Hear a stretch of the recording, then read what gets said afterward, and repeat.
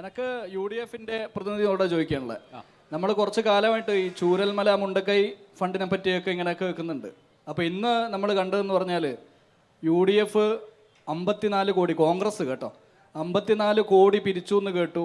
അതിനുശേഷം കോൺഗ്രസിൻ്റെ KPCC president പറയുന്നു 6 കോടിയാണ് 5 കോടിയാണെന്നൊക്കെ. ഇവിടെ DYFI എന്ന് പറഞ്ഞൊരു സംഘടനയുണ്ട്, 25 വീട് കൊടുക്കാമെന്ന് പറഞ്ഞു. പിന്നീട് 100 വീടിൻ്റെ 20 കോടി ഉറുപ്പ്യ സംസ്ഥാന സർക്കാരിന് കൈമാറിയിട്ടുണ്ട്. 2 തവണ ഈ അടുത്ത കാലത്ത് ഗവൺമെൻറ് ഉണ്ടാക്കിയിട്ടുള്ള കോൺഗ്രസ്സിന് 20 കോടിയുടെ 4/1 ഈ 5 കോടി ഉണ്ടാക്കാൻ പറ്റിയുള്ളൂ എന്നാണോ? നിങ്ങൾ പിരിച്ചത് പറഞ്ഞില്ലെങ്കിലും മുക്കിയതെങ്കിലും ഇവിടെ വെളിപ്പെടുത്തണം എന്നാണ് പറയാനുള്ളത്. അതുൽ മറുപടി. ഇതിനകത്ത് ചൂരൽമലയിൽ ഉണ്ടായത് വലിയ ദുരന്തമാണ് എന്നുള്ള കാര്യത്തിൽ ഒരു തർക്കമില്ല. ആദ്യഘട്ടത്തിനകത്ത് എല്ലാ ആളുകളും, അതിന് കക്ഷി രാഷ്ട്രീയ ഭേദമന്യേ എല്ലാ ആളുകളും, UDF-ന്റെ ആളുകളായിക്കോട്ടെ, എല്ലാ പ്രതിപക്ഷ അംഗങ്ങളും ഭരണപക്ഷ അംഗങ്ങളും ഒറ്റക്കെട്ടായി എന്തു ചെയ്തു? ദുരിതാശ്വാസ നിധിയിനകത്തേക്ക് എല്ലാ ആളുകളും, പ്രതിപക്ഷ MLA-മാർ കൊടുത്തു, കർണാടക സർക്കാർ 20 കോടി കൊടുത്തു. അങ്ങനെ സർക്കാരിൻ്റെയും മറ്റ് വിധേനയുള്ള എല്ലാവിധത്തിലുള്ള ഫണ്ടുകളും എന്തു ചെയ്തു? ദുരിതാശ്വാസ നിധിക്കകത്തേക്ക് കൊടുത്തു. കാരണം അതൊരു കൂട്ടായ്മയോടുകൂടി ചെയ്യേണ്ട ഒരു പ്രൊജക്റ്റാണ് എന്നുള്ളത് കൊണ്ട് ആ നിലയിൽ കൊടുത്തു.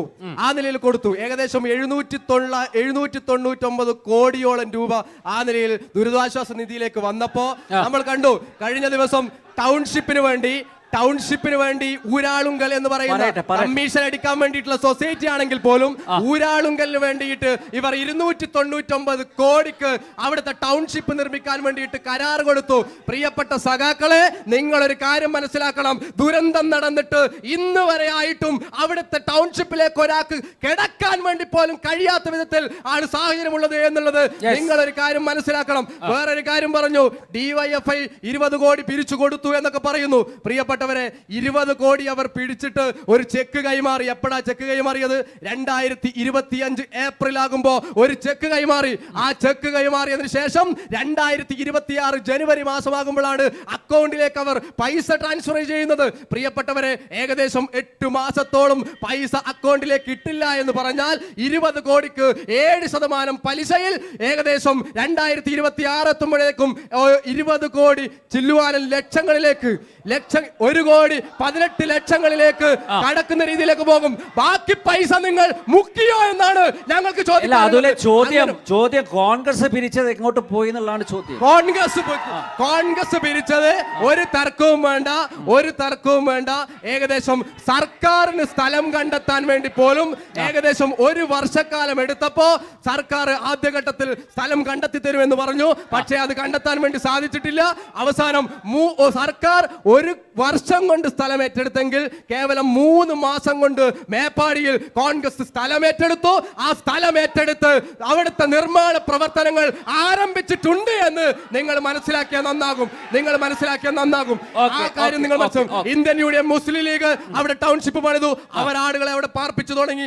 ഇവിടെ ഒരാളെ പോലും പാർപ്പിക്കാതെ ഉദ്ഘാടന മാമാങ്കങ്ങൾ മാത്രം നടത്തിക്കൊണ്ട് മുന്നോട്ട് പോകുന്ന ഇവർ ആളുകൾ വിഡ്ഢികളാണെന്ന് ധരിക്കരുതേ പ്രിയപ്പെട്ട സഖാക്കളെ എന്നാണ് എനിക്ക് ചോദിക്കാനുള്ളത്. ചോദ്യം. അല്ല, വയനാട്ടിലെ ചൂരൽമലയിൽ എവിടെയാണ് നിങ്ങൾ പ്രവൃത്തി ആരംഭിച്ചത്? മേപ്പാടി എന്ന് പറഞ്ഞ മേപ്പാടി നിങ്ങൾ എവിടെയാണ് ആരംഭിച്ചത്? നിങ്ങൾ പഞ്ചായത്തിനകത്ത് നിങ്ങൾ വീട് ഇതെടുക്കാനുള്ള പെർമിഷൻ നിങ്ങൾ അപേക്ഷിച്ചോ? നിങ്ങൾ അപേക്ഷിച്ചോ? ഒരു പഞ്ചായത്തിനകത്ത് സ്ഥലമേറ്റെടുത്തു. അവിടെ അത് നിരപ്പിലാക്കുന്ന പണികൾ ആരംഭിച്ചു. മേപ്പാടിക്ക് പോകാം. നമുക്ക് കാണാം. ഈ ചർച്ച കഴിഞ്ഞ ഉടനെ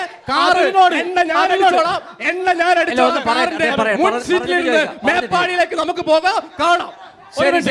അതിനോട് ഞാൻ റെഡിയാ, എന്റെ കാർ റെഡിയാ, നമുക്ക് ഇപ്പം പോവാം മേപ്പാടിയിലേക്ക്. ഇത് വരുന്നോ? ഞാൻ റെഡിയാ, എന്റെ കാർ പോകാം.